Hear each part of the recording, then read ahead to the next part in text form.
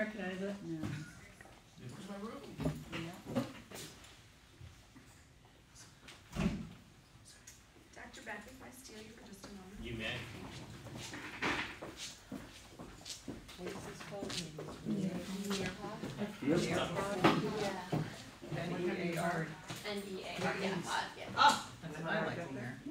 Okay, so we'll show you in just a second. Oh, okay. But well, I need a head start because I'm a little slow with this. That's all right, we've got time. We've definitely got time.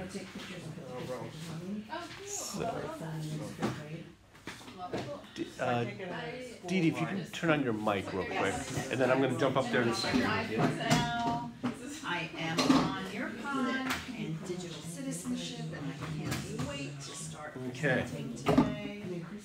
Yes, things are great. We have our eager teachers. Third grade teachers are out there. Any third grade teachers?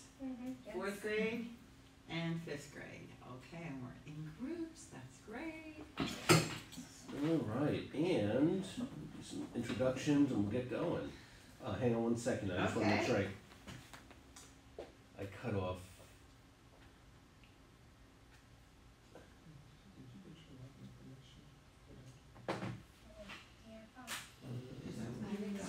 Great, you're all ready to go with your nearpod. What do you use just so I know? You should have gotten an email from Nearpod. Yeah. This is why she started 20 minutes ago. Right. Yeah, so if you go into your email, take a look real quick. How long have you had Go Max? If not, I've got it. I want to ask you. Yeah, I was gonna say here. I'm sorry. Maybe 5 or 6 years. What if Had somebody one emailed? before. When did you have What's that? Yeah. It would have been from your. Before that, we had something. Everyday math. Today? No, it was Would have been probably yesterday. we did a little bit of Singapore, not full blown, but even We'll do before this. that. What's we your, did sorry. R-E-I-C-H-E-R-T. the honest answer, Okay. So, here's your That's fair. Yeah, I definitely don't know. I don't think there's one over Yeah, it'll ask you to change it though, once you. I take stock in it. If anyone needs help, do you need help getting help? Okay. What is it? It said that we would receive our credentials. I didn't receive anything. What is one? You put in your whole email.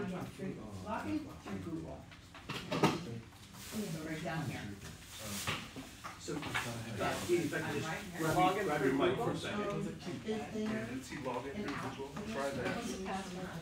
There is, yes, yes. So we're going to be going through all that. So, guys, I just want to first of all welcome everybody here, and anybody that's online right now. I want to welcome you as well, or if you're going to be watching later. I'm Ralph Alenzisi. I'm your Chief of Technology Innovation and Partnerships for the district.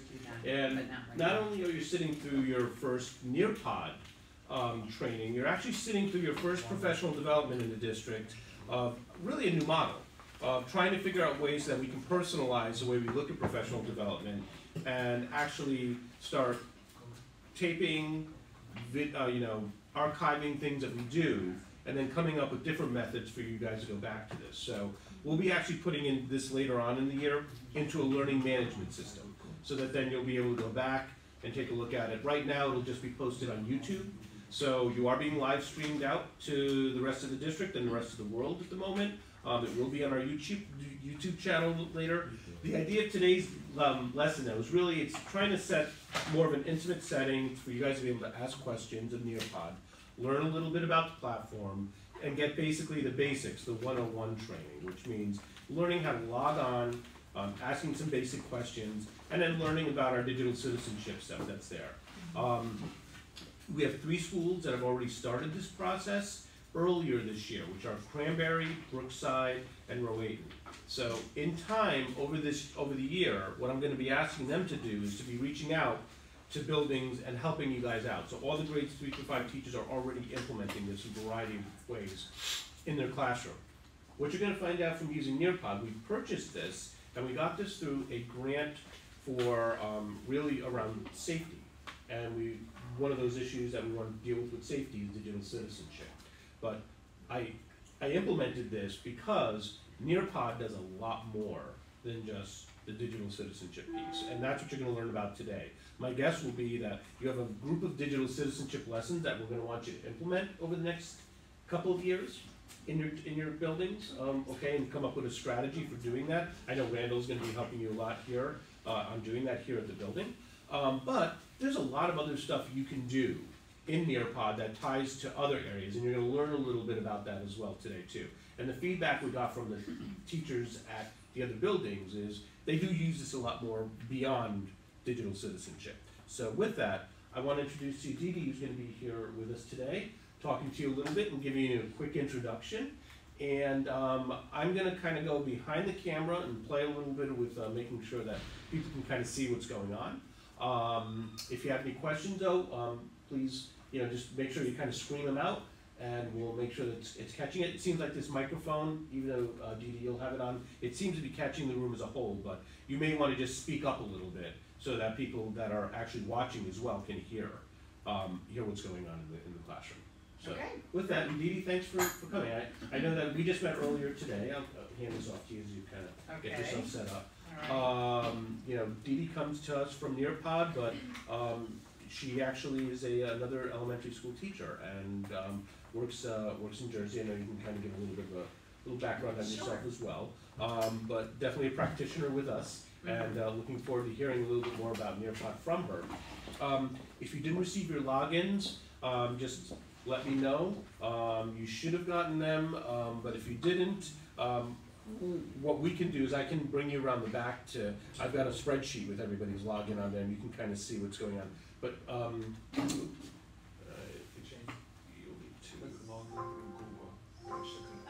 were you logged in earlier? I'm not sure how I got in, but I got in, so I'm glad that you're working on that. So, yes. So if you logged into your Google. Some housekeeping, especially to our friends that are watching through the stream in the other schools. Welcome to you. If you are looking and watching on another device, I'm going to ask that you, if you can, have a second device available, because I'd like you to watch it, but also to be able to go onto Nearpod. So our friends that are in the classroom, we're set to go because you'll be watching the screen and you have your devices. But for those of you that are not here and you're watching it via the stream, again, I'm going to ask that you open up a second device and go through the Nearpod experience that way. And smartphones are fine too, so you can easily download the Nearpod app. All right, so as Ralph mentioned, I am a teacher. This is not my day job. I work in Hillsborough, New Jersey, which is centrally located in Hillsborough, in New Jersey. And I have been teaching for 32 years. So I'm about to start my 32nd year teaching. I've taught 4th grade, I've taught 5th grade, I've taught 6th grade. I am now a math specialist in the district, or in my buildings. So I get to go into grades 1, 2, 3, and 4 and work with the teachers and the students. But also, 5 years ago, we became a Google district. Google actually came in and piloted our district, and we are a one-to-one district. We have been for 5 years. So our superintendent asked teachers to volunteer to become turnkey trainers. So I definitely jumped on that. I wanted to learn about technology. What better way, that when you teach something, you become better at it. So I said, sign me up. So after school, I would work with other teachers on how to integrate technology in the classroom. So I learned about Kahoot and Socrative and Google and Quizzes and Quizlet and all these fabulous apps that are out there. Yes, I see some nods and shaking heads. We love those. But then I found Nearpod, and for me that was a game changer, because it took all of those features from the other apps and kind of put it all together into one app. And they continue to up their game because they know what's out there and they keep on integrating it. So there's a lot there. So if you have to learn one app, I say learn Nearpod. You don't have to do a lot with it. You can start off with baby steps. In fact, if you're new to Nearpod, I recommend baby steps. So today I have 2 agendas. I want to get you familiar with Nearpod, I also want you to be able to see the digital citizenship piece. And we're going to do that by actually running through a lesson on digital citizenship.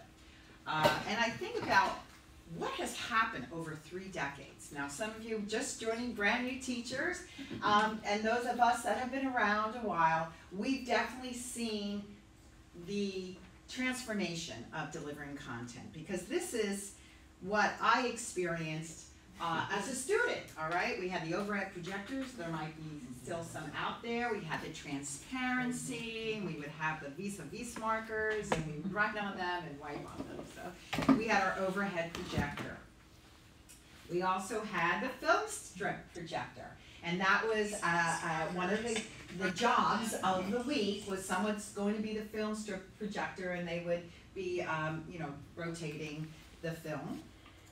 And then, of course, when and if we had a VHS, a tape, we no longer had to actually bring in the wheel-to-wheel tape. We can bring in this TV and VCR, which was mounted on the portable cart there, and very top-heavy, very dangerous. But we had our VHS, and we had like 3 of them in the building. And around holiday time or the end of the school year, you would race down to the book to sign out your name because everyone was wanting to sign up for the VCR. But my all-time favorite is, of course, the mimeograph machine. Yes, the mimeograph machine, the dittos. You would crank them through it. Did you ever see this, or is this a dinosaur for you? I have no idea what You you're have talking no idea. Love it. Okay. Well, years ago, when you wanted to make a worksheet for your students, you would have to have this purple paper and white paper, and you would have to, you know, trace through it and then put it on a machine, and you would crank it out. And the best part of the mimeograph was what? Does anyone remember? The smell. That's right. As soon as you would bring it up, there's probably carcinogens in it, and it's, you know, it's not good anymore. But that's how I remember delivering content. So, wow, have times changed? And I think that's why I'm still energetic and excited about teaching, because it's just evolving, and there's so many exciting things that are happening, and especially with technology. So with that, I'm going to switch now from my Google slide presentation, and I'm going to go to my nearpod presentation. So I'm going to nearpod, and just to give you a little background on the home page here, you'll see that you have your library, so that's all content that's already there, okay? You have Explore. Nearpod has a store, and it has 6,000 plus lessons that you can download from many content areas. When I was a tech trainer in my building, I said I fell in love with Nearpod. I fell in love with Nearpod so much, I stalked them. I said, I love your product. And I had written with LearnZillion before, so I love digital content. So I said, hey, do you need any authors? And I applied and submitted some sample lessons, and I was able to become a author. So some of my content's actually in the store. And then I went on to be a trainer as well. So over the summer, I've gone to Utah and Virginia, and here I am in Connecticut, so it's been really exciting. But I go back, and I'll be sitting in professional development next week, just like you're doing right now. The join is the feature where you can join a lesson as a student. Many other ways of doing that. Create is when you create your own lesson, and then reports is the data. Anything that you're doing right now, that report's going to be sent back, all right? So I'm just going to go to my library, and as you can see, we have folders, and I'm going to go to Digital Citizenship, and I'm going to hover over to Introduction to Nearpod. When I do that, you'll notice that you have an option of a live lesson and a student paste, all right? So I'm going to be running a live lesson.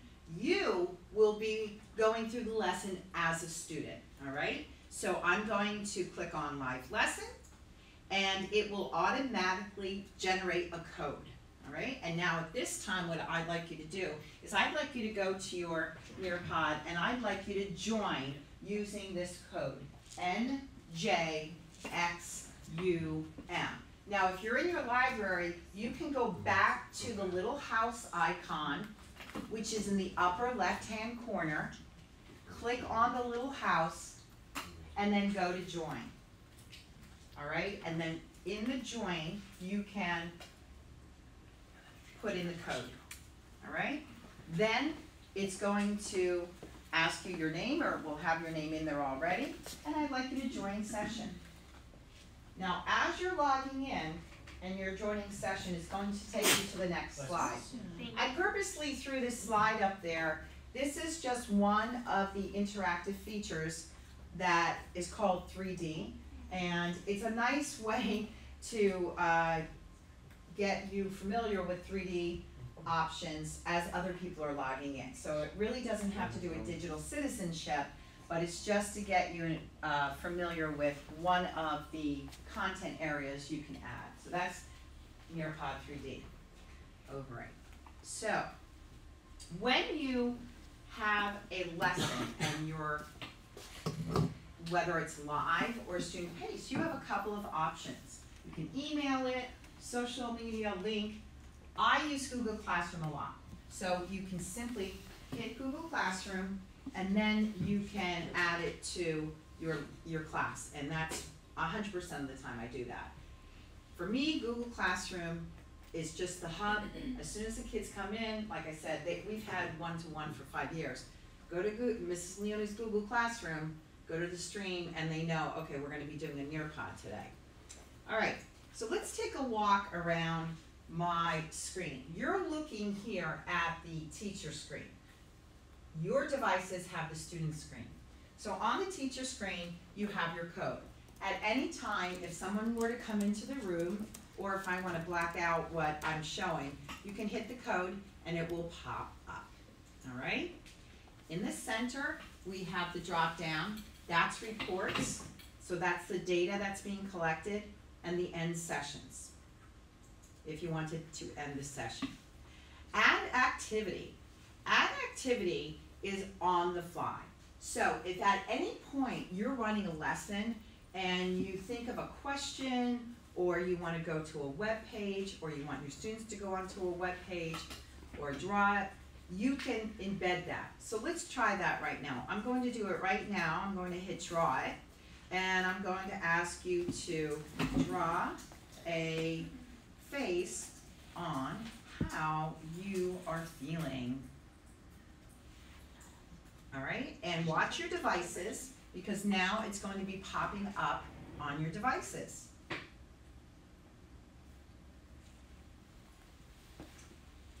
So go ahead and draw a quick picture on how you're feeling.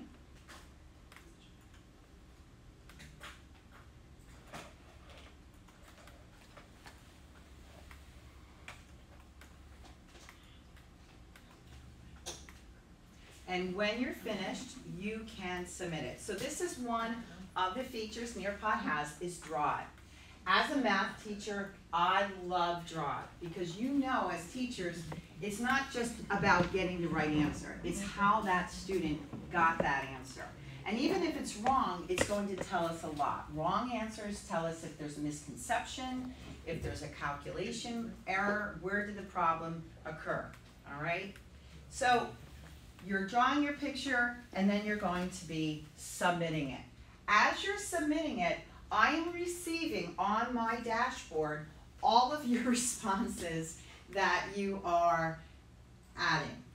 I ask my students not to put their names on their responses, because that takes out the ability to be anonymous. So we want everyone to be anonymous when they push it to the teacher. Now, I know who's writing what, because I can see your names, all right?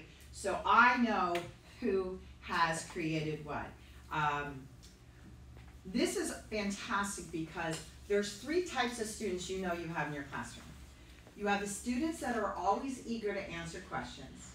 You have the students that are never going to raise their hand. And then you have the students that are somewhere in between. The students that are always eager to answer questions. When do we love those students most? When we're being observed, right? Because we're doing a great job. Look, they know all the answers. The students on the other end, however, are the students that are perhaps shy, introverts, they're not comfortable, they don't have the confidence to give their answers. So the draw feature, as with the other features, allows the teacher to call on the student without calling on the student. Because I'm going to take someone's and I'm going to take it and I'm going to be pushing it out to you. So watch your devices. And there you go. So there's a student who's feeling very hot, and we're all a little disappointed because before you came in there was an air conditioner in here, and no, it's no longer there. So as you can see, you have someone's draw it feature. You can see how that person's feeling. I know who this is. She knows who this is, but nobody else does. I'm now going to show you what that looks like from the teacher's end, okay? So that was Keisha. All right, love this one. And yes, you can have the ability to take pictures and upload them. So that is very good. It was probably All right, good. so you can see I have, you can see his name here, but what you can do always, and I'll skip over here, this is simply toggling back and forth to a student version. But over here is hide student names. So you do have the option, if you want to project, to click on that, and now the names are no longer there, all right? And that goes for when the open-ended question results come up, or the quizzes come up. You can have that. However, I don't always show teachers' dashboard because as they're being submitted, I don't want others to be influenced by what their peers have placed. Now, one of the things that I love, as I was saying, about being a math teacher was a draw it feature, the draw it feature, and I had a second grader who was doing this problem. Okay? So all of the students in the class had to take 52 minus 36. And I did upload that in advance. So with the Canvas feature, the whiteboard feature, you can upload problems, paragraphs, what images, whatever you need, maps, plants, where they have to label it in advance, so that all they have to do then is write on it. So this was the problem. So the girl went ahead and she did this. All right? Now those of you that are in 3rd grade see this a lot because they don't really master it in 2nd grade, and some 4th and 5th grade teachers are saying, I see it too. Yeah, it's a very, very common mistake. Well, I tell the students when I push out work, it's a safe environment. Nobody needs to know whose it is. And I'm going to pass out answers that have something right and then something that we need to look at and correct. This is discourse. This is where your students have the ability to look and analyze and think about, well, what's right about it, what's wrong about it. Again, it's a safe environment. My students, we have a growth mindset mentality. We know that mistakes are opportunities to learn, and that it's the time the brain is most active, right? So we're good with that. So I said, okay, what does this student need to do?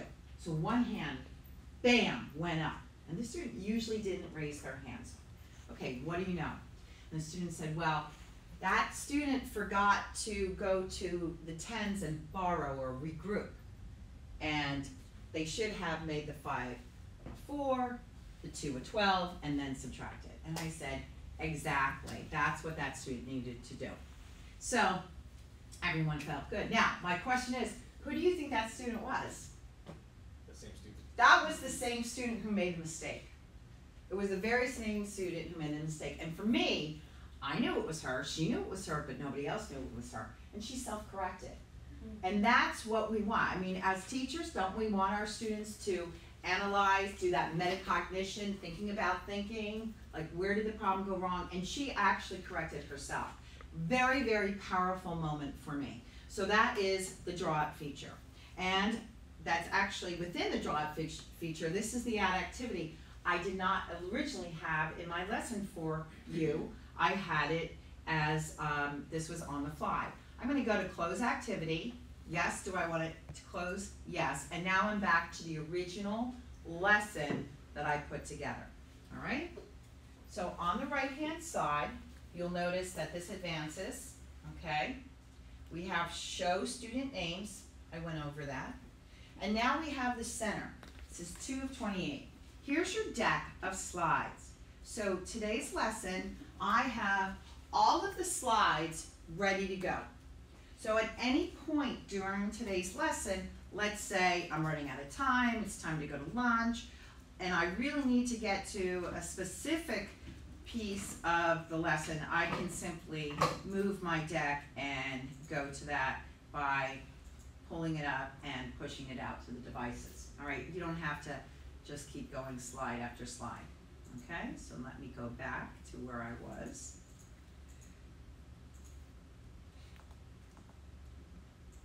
And I'll push this out because that's going to be next. Now, in the bottom right-hand corner, there is an icon. It's green, and it says 16. That means right now, currently, there are 16 students that are logged in. And I can click on that, and I can see everyone's name. Okay? Now, I will tell you this.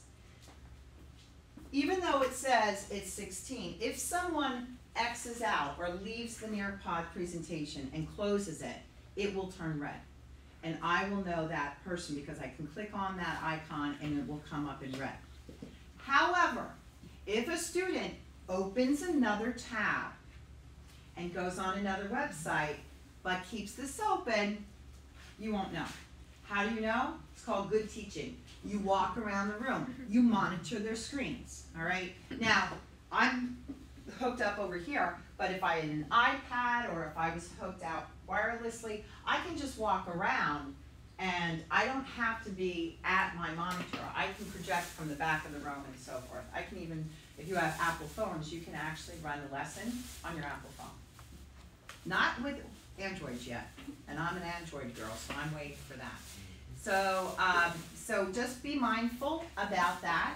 If they open up another tab, they might be on Fortnite, they might be on Minecraft. You better go around and make sure they're off, all right? And then we're back to the beginning.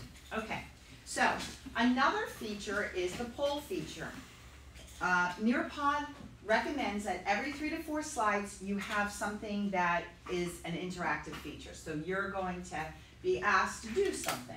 And polls are great. They're a great pre-assessment. Get a pulse where your students are at, find out what they know about a topic. So I felt, what's more appropriate? Let's take a poll about what you would be doing if you had a choice right now. So, if you had your choice right now, what would you rather be doing?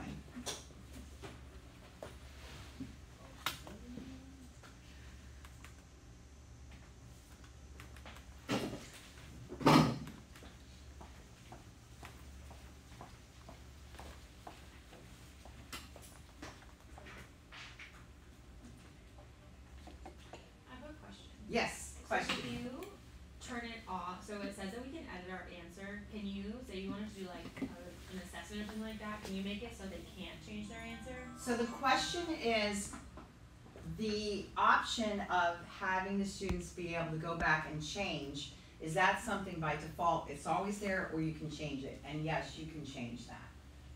All right, so now what you're going to do is you're going to take a look at your screen, and I'm going to be sharing with you the responses by clicking on the share, and you'll see it comes up on your screen as well. So it looks as though working in your classroom was the most popular of answers, and I always put that in there because I know that you're itching to be back in your classrooms because there's a list this long. Because there's IEPs to read, there's SGOs to talk about, you have to build your PLNs, any acronym, you name it, we got it in the education field. So again, I want you to know that it is a privilege to be here and to bring this tool to you. it will make your life easier. There is nothing like a Sunday night when I know I'm doing a lot of nearpods, where I know I don't have to go to the copy room, I know everything's there, and the kids, as soon as they see that they're going to nearpod lesson, it's like this. Student engagement is at an all-time high. There are no behavior problems, by the way, when you're doing a nearpod. They are just so pumped to be part of it. So, anyway, let's move on. That's our poll. Oh, and I always wonder, we have a few people. We had 2 people selecting E. Thank you very much. They're usually not the non-tenured teachers or student teachers that say, yes, I want to be here right now.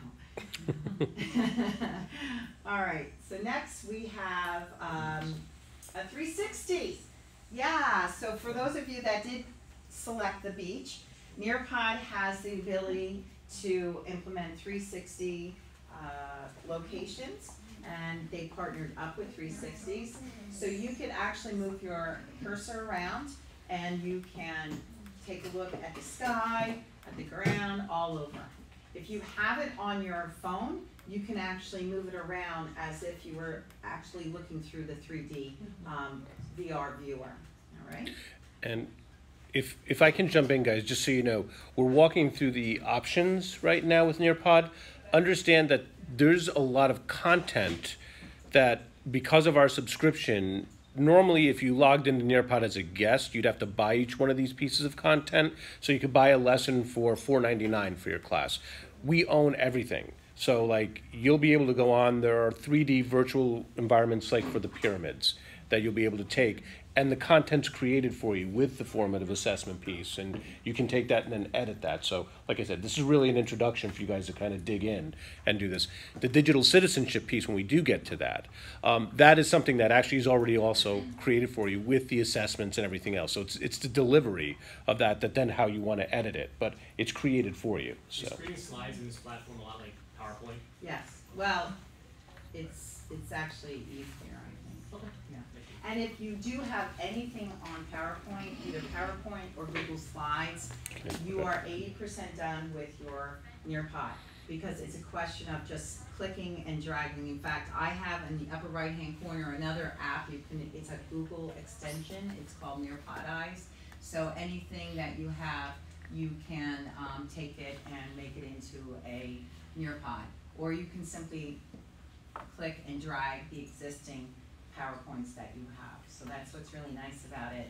You're taking something that was just still slides, and now you're going to be putting in interactive features through it. So you won't get that death by PowerPoint, as we say in the biz. Yes? I was just gonna say, is this like sort of like Google Slides where you can collaborate, like someone else on my team could edit my slides? yes. Funny, And you then we both see Good. it.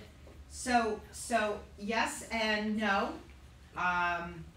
You can go on Google even within a Nearpod. You can take a lot of other features and smash the apps. You can actually bring them in. So you can do that if you want to bring in a Google Doc. Yes, you can. And we do have Collaborate, and we're going to talk about that right after we watch this video. Now, the next piece is a video, and whenever you have a video, you do get this pop-up. It's asking you, the teacher, do you want it on this device only, or play on your devices? So depending upon bandwidth, or your kids would need their earplugs with them or headphones, I'm just going to put down this device only.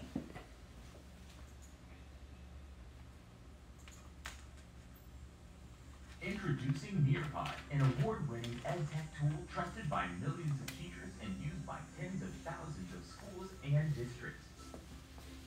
Nearpod is a platform that easily allows teachers to create, download, and teach interactive lessons across all student devices, including Chromebooks, iPads, iPhones, and Android devices, and works on any operating system or browser. Nearpod works seamlessly with Google Classroom and integrates with learning management systems like Canvas and Schoology. Teachers can easily upload their existing PowerPoints, PDFs, Google Slides, and Sways, and convert them into interactive Nearpod lessons by including engaging activities like quizzes, polls, drawings, open-ended questions, fill-in-the-blanks, and 3D objects. And with Nearpod VR, teachers can take their students on a virtual field trip anywhere in the world. Nearpod VR works on any device with or without headsets. Imagine taking students to the Taj Mahal, the pyramids of Giza, the Washington Monument, or the Great Wall of China, all from the comfort of your classroom. Teachers launch a live lesson. Students enter a lesson code, and the lesson is synced to all student devices. Teachers can also launch student-paced lessons, which allow students to complete a lesson on their own time wherever they are. Teachers get real-time feedback on student understanding and can access post-lesson reports to assess individual and class performance. Nearpod also has a library of thousands of ready-to-teach, standards-aligned K-12 lessons across all subjects, from a curated list of distinguished publishers and authors, including Common Sense Education, Time for Kids, Learn Zillion, ReadWorks, Education.com, and expert K-12 teachers from our Nearpod Authors Program. All lessons are editable and customizable to meet the needs of individual teachers and students. Schools and districts have access to special admin features that allow administrators to create and manage a private library of interactive lessons with teachers at their school. Nearpod also has exclusive in-person training and PD to ensure you get the most out of Nearpod's incredible features and benefits. Nearpod is the complete classroom solution that will transform your teaching and engage your students. Learn more at nearpod.com. So, a couple things about that. Funny story, I had knee surgery 2 years ago, so I was out for about 6 weeks, and I was missing my kiddos. So I asked the person that was taking my place, I said, can you do a Google Hangout with me? So from my house, my home office, I had my leg propped up, I actually ran a Nearpod. So the kids were able to do it in school, and we flipped learning by flipping the teachers, so I was actually at home. And I haven't done it yet, but I've often thought about doing it like on those snow days, like voluntary, of course. But if you want to log on at 10 o'clock, I'm going to be running a Nearpod. Now that's in live mode. That doesn't print. You can always do a student pace mode. For those of you that hate calling in sick, it's more work sometimes to sit home and write all the lesson plans because you have your writing and your reading and your math and your science, your studies, and you're worrying about this child, and then your spouse says, I can't believe you're going into work, you're so sick, and you say, it's just harder to stay at home. Well, one part of your body, yeah, right? That's real. 32 years, I'm there with you. It's like the bathroom that's like a mile away from this room. I talked to them, and we need to get the air conditioning back. So,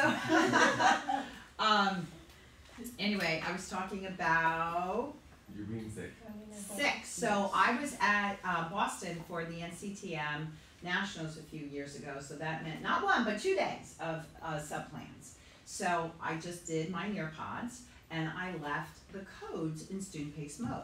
So beautiful. It doesn't mean your whole day is going to be a Nearpod day, but your history lesson or maybe a writing lesson or whatever, you can leave for the substitute the Nearpod code, and the students have to log in. You can via the Google Classroom. You don't even have to leave a code, and the kids can log on. There's accountability in it. They know that they have to work, and you don't have to worry about getting that sub that never follows your plans anyway after spending 3 hours writing them, right? That you're actually being able to evaluate how they did in class. So that's another piece of information that's so helpful, especially for elementary teachers. All right, so let's move on. And we were talking about collaborate, right? Being collaborative with our group. So this is one of the features. It's the collaborate board. And this will pop up on my end first, and it's asking me, do I want to approve the student comments before they are posted? All right, so they didn't have this originally, and they learned very quickly that no, we work with kids, and they can be little sassy, so we need to approve them. So I'm going to say yes. I'm going to say, yes, I'm going to approve them. And the question is, what would you like to learn about Nearpod? So think about this as a big poster or bulletin board, and it's allowing you or your students to take a virtual Post-it note and put it up on the board. And you can actually upload an image too if you want. So go ahead and go to the bottom with the cursor and just let me know. And it's great because I'm finding out from you, like a poll. What's the matter? Did you do it? Yeah, you did it. Okay, so it's going to be, it should be coming up.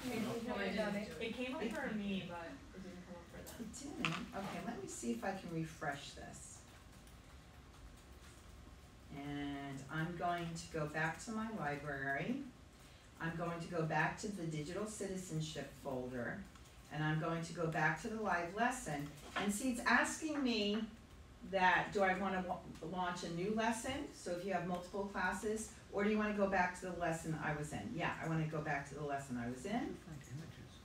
All right, there we go. And yes, how are we doing? Better?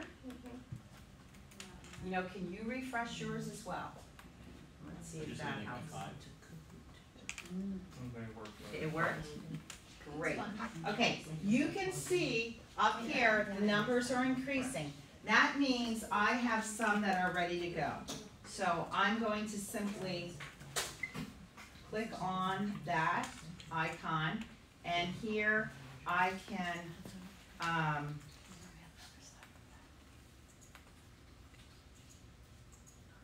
go ahead and I can approve them. And I'm not going to read them because I trust all of you. All right. So at this time, what I'd like you to do is, I would like you to take a minute to read through these, and I would like you to identify with one or maybe two others that you strongly agree with. And I would like you to like that by clicking on the little heart in the right-hand side, okay? I have two more that I need to approve that have popped up. All right, so go ahead and approve or like the ones that you really identify with.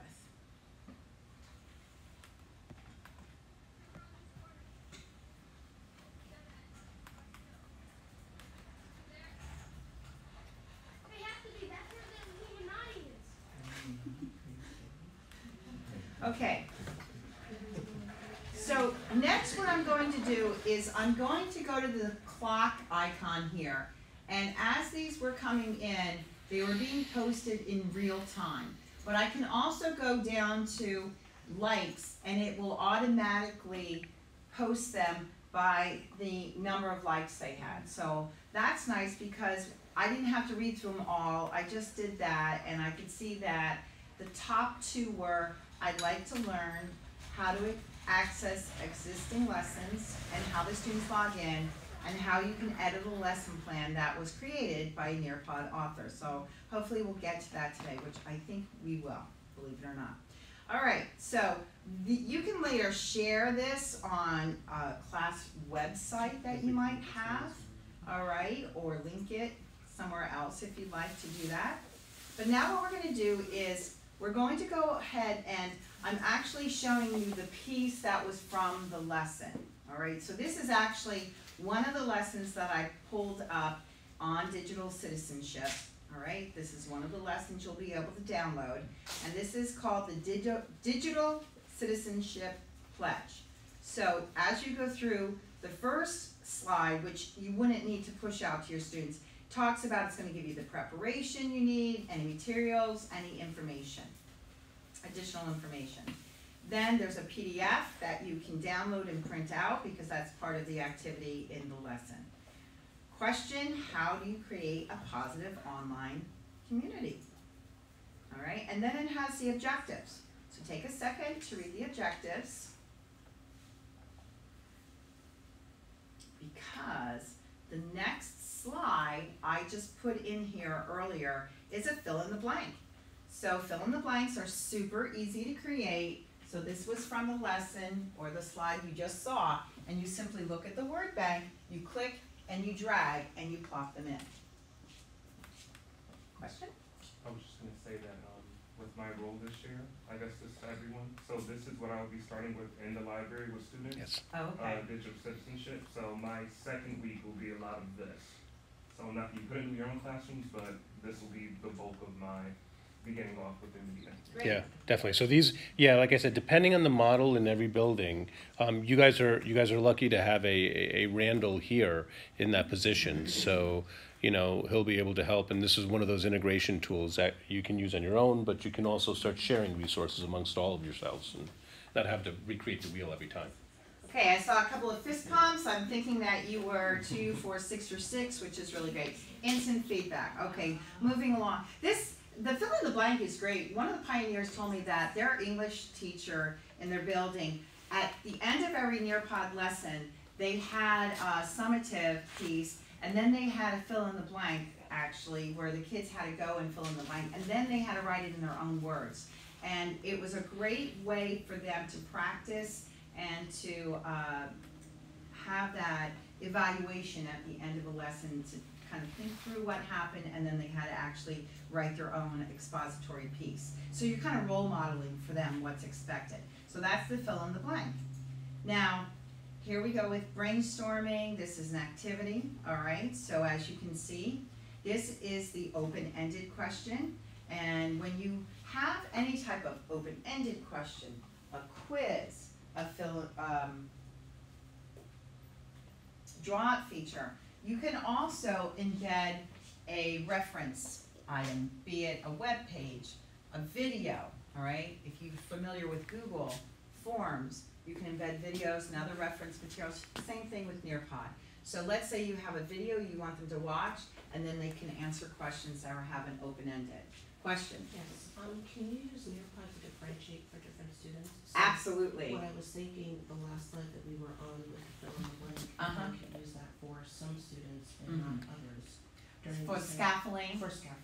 All right, so differentiation, absolutely. What you can do, however, it wouldn't be in a live version. It would be in the What student you can piece. do is, and I'll show you real fast, since we're on it.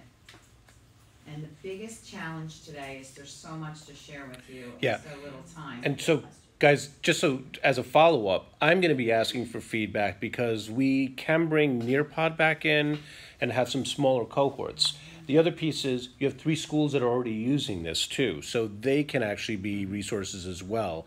And we specifically picked 3 schools that chose 3 different models. One that had a library and media specialist, one that had a paraprofessional in that position, and one that implemented it directly in the classrooms. So that then we have a variety of ways that you can kind of look at this, but it's your peers that we want to kind of start having you guys work together with and learning these platforms and stuff. Ralph, So we don't have a Norwalk Public Schools master where if people design things that are geared towards a 5th grade language arts, whatever it may be. Can every 5th grade teacher access the same Yep. ones they created? Yeah. Say Yeah. Norwalk Hub? You can Definitely. add it to the district folder or school folder. yes, yeah. Thank you. Yes. Yep. So when I differentiate, one quick way on differentiation, you can actually take a lesson, copy it. I copy it twice, so I have my on level, and then I have more accessible, all right, and then I have a more of a challenge. That's done in student paced mode, but if I'm assigning it through Google Classroom, for those of you who know, you can select the students. Nobody needs to know who's running which Nearpod, all right? So that is one way. However, within the Nearpod itself, no, it's going to be the straight. Yep, you got it. You're welcome. All right, so they can answer a question. Again, if there was something here, I can grab it and push it out to you, just like I did with the draw feature, okay? So here we have the collaborative board, and I am going to sneak down here, and we're gonna go with the next one. So this is an example of a slideshow. When you're going through in live mode, you are in control of the pace of the lesson and the slides. However, if you have 2 or more slides that you would like to send out at one time and allow them to go through, you can do that through the slideshow option. Getting back to differentiation, you can maybe have 4 or 5 slides where the questions are getting more difficult, or the vocabulary is getting more difficult, or what have you. Give them a piece of paper. Maybe it's like escape room where they have to go and answer each slide, and they can't go on to the next slide until they get that answer. So that's another way you can differentiate. But that's a slideshow.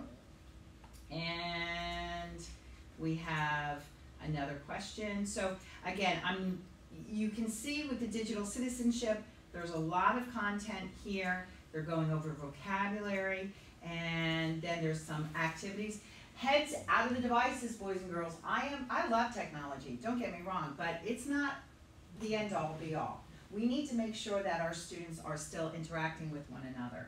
And Nearpod's very sensitive to that. So you'll see that in the Common Sense and Nearpod collaboration, that it's not just all about putting your head there, that they stop and they talk. They stop and they talk to one another. All right, so then there's a writing piece again. Sorry, I'm going through this very quickly. Explore and discuss. And all right, so as I was saying, we have the vocabulary here, digital citizenship, and we had other vocabulary. The next slide you're about to see is a brand new feature, very excited about it. For those of you that like Quizlet, you'll have seen the matching pairs. Yes, there is a matching pair activity. So at this time, go ahead and take a look at those cards, and you're matching the word with the definition. Are all the student responses saved? Are all the student responses saved?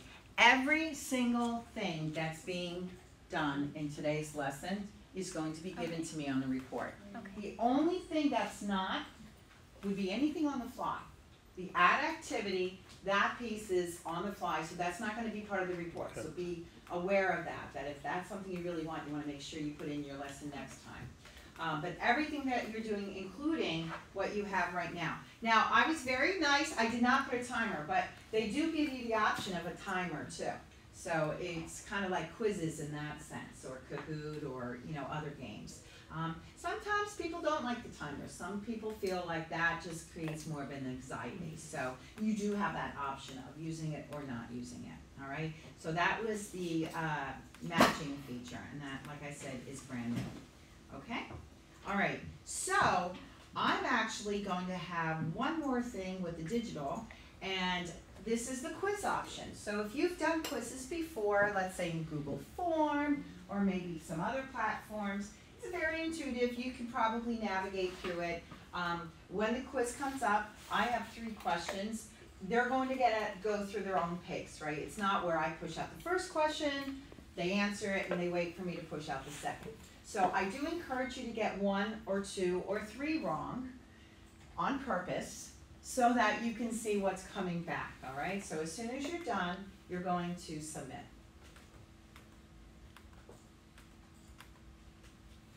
So I do want you to make mistakes. Good. Just so that you see the feedback you get. So in real time, the students are taking it, so you can imagine giving a test or giving a quiz, and you have the ability to see exactly who's on the right track and who might need some further intervention. All right? So we're almost done. Here I can hover over the number 1 because I don't know what your first question is. All right? I don't remember. But if I go over to number 1 and I open it up, I can read it. When you sign a pledge, you are blah, blah, blah. So then you make it. All right? Now, take a look at your screens. All right, and I'm going to be sharing your results. So you're going to get a pie chart that's going to pop up. If it's all green, that means you're 3 for 3. If it's not all green, that means you may have gotten 1 or 2 or maybe 3 wrong. All right, so please, boys and girls, if you got all 3 right, good for you. But remember, this is, I have to tell my kids because they'll shout out all the time how they did. And once you get your pie chart, then you're going to look down further, scroll down further where it says my answers. Okay, so here it comes. I'm clicking on share, and you'll see on your screens how you did. And then you can go to my answers, and you can see which ones you had correct and which ones were not correct. All right, so that was the quizzes feature. All right, so we've gone through a lot of the features. It's a lot to, embrace in a short bit of time, at least as a student. What I want you to do now is be able to go to Nearpod and go to your tab as a teacher. Okay, so go back to Nearpod, just open up another tab, and if you can log on, and you may go to the Explore. All right, again, you can go via this page or over here, which is the second one. Just go to nearpod.com again. Just open up a new browser. Yeah. New tab. And you can filter what you're looking for by standards, and they do have Connecticut standards in, all right? Or it's simply by lesson. So if you're looking for a math lesson, it does have different types, a full lesson, maybe just a warm-up, a bell ringer, a grade, 3rd grade. You can hit that and then pull it up. So I'm going to put in first day of class because we have school starting Wednesday, right? So first day of class comes up, and or at least possible ones, and I see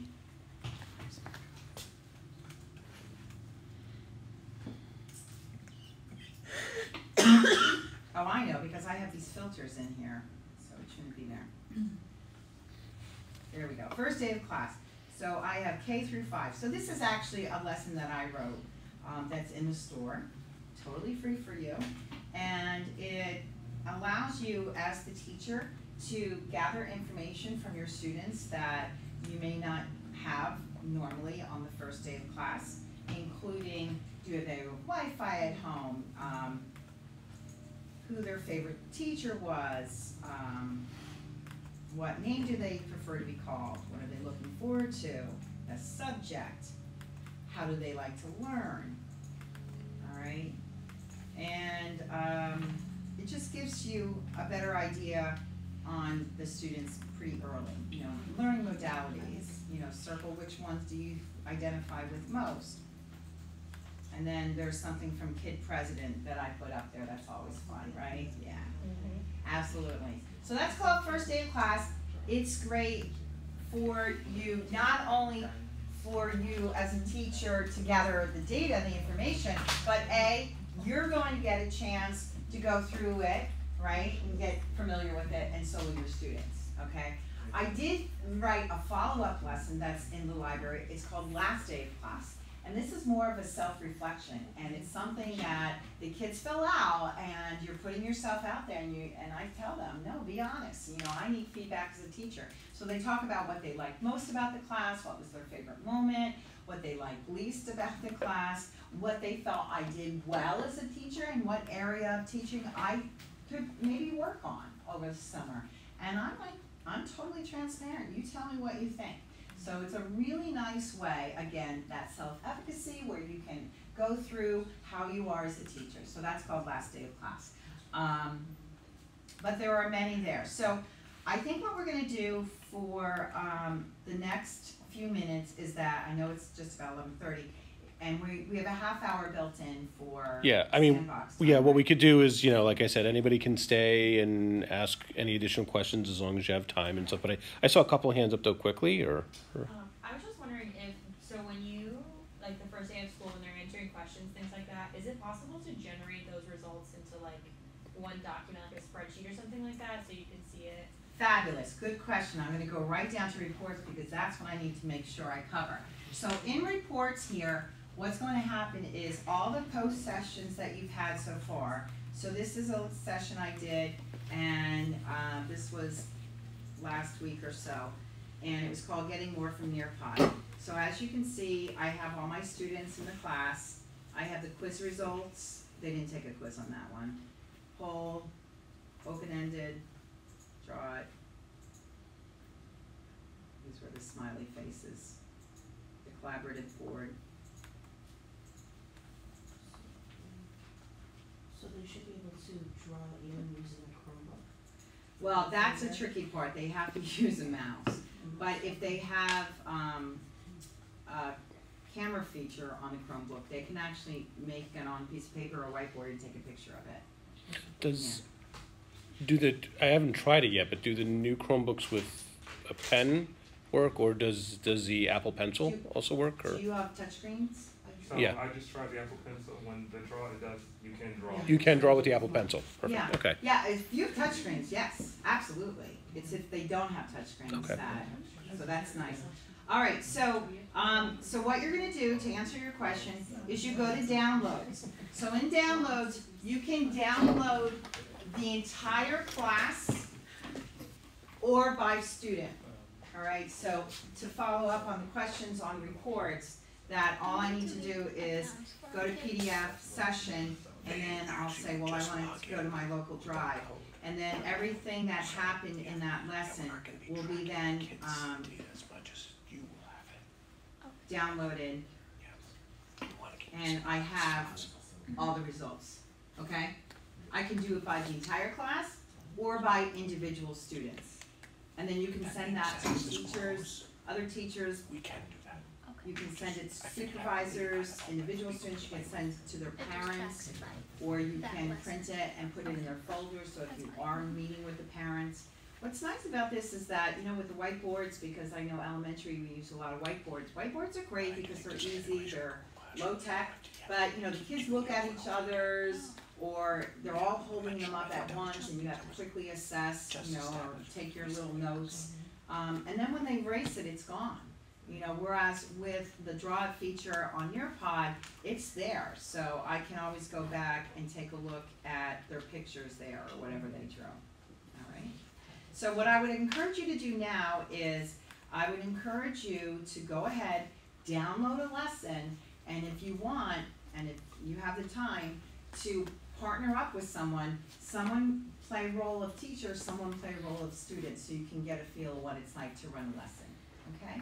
Cool. And with that, I'm gonna end the live stream piece of this right now, so the videotaping, so you guys can just kind of talk and everything. And anybody that's online, thanks for kind of coming in. Jeff, thanks for letting us use your room, and everybody else, thanks for being here too. So cool. Thanks.